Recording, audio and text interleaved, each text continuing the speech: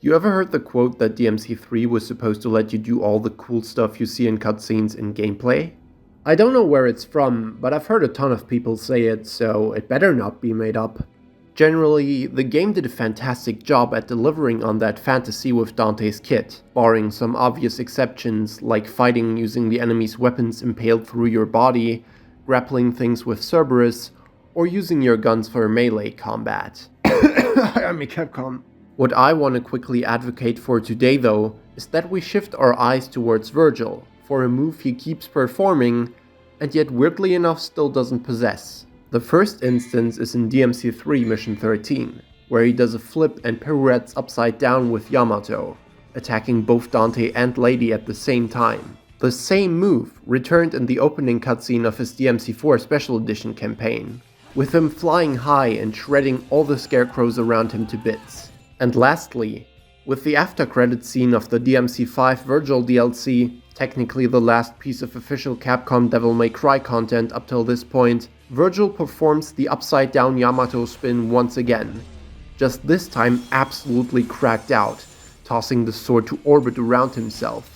And especially seeing this iteration of the attack, I just can't help but imagine it becoming something like his own version of Rainstorm to throw into combos. I have some pretty cool weapon ideas for Vergil that I plan to someday discuss on this channel. And adding on to Yamato should probably be the least of Capcom's worries, as it is undoubtedly already his most fleshed out devil arm. But at this point, I'd just really like to see how they would make it work in-game.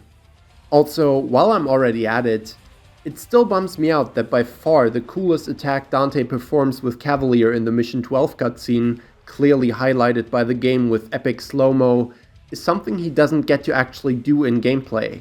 With how static and boring most of Cavaliere's grounded attacks are, just imagine the possibilities of being able to hook into an enemy, monkey swing around him, and then press triangle once more to hook into another as a new anchor point. And especially if you could somehow enemy step that shit, god, it'd be an amazingly fun mobility option.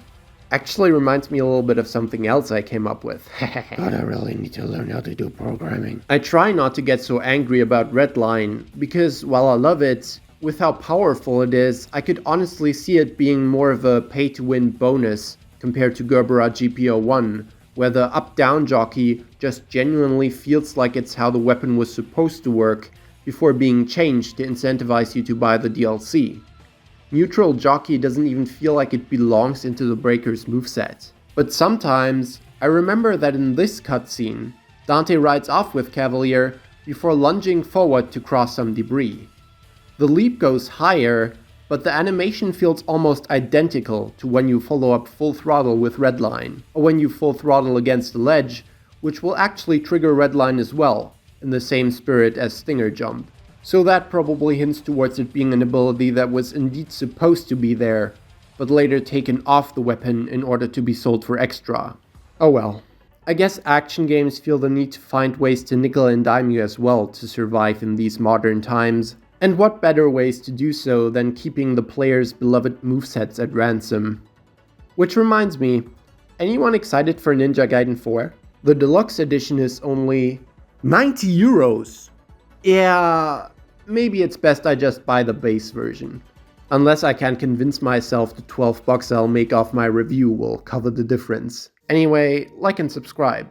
I'm kinda succumbing to multiple choice paralysis lately when trying to decide between all the different video topics on my mind, and so I just wanted to get a small little something out to try stop the gap between uploads constantly getting wider and wider. Should hopefully have some more actually interesting analytical content out soon though.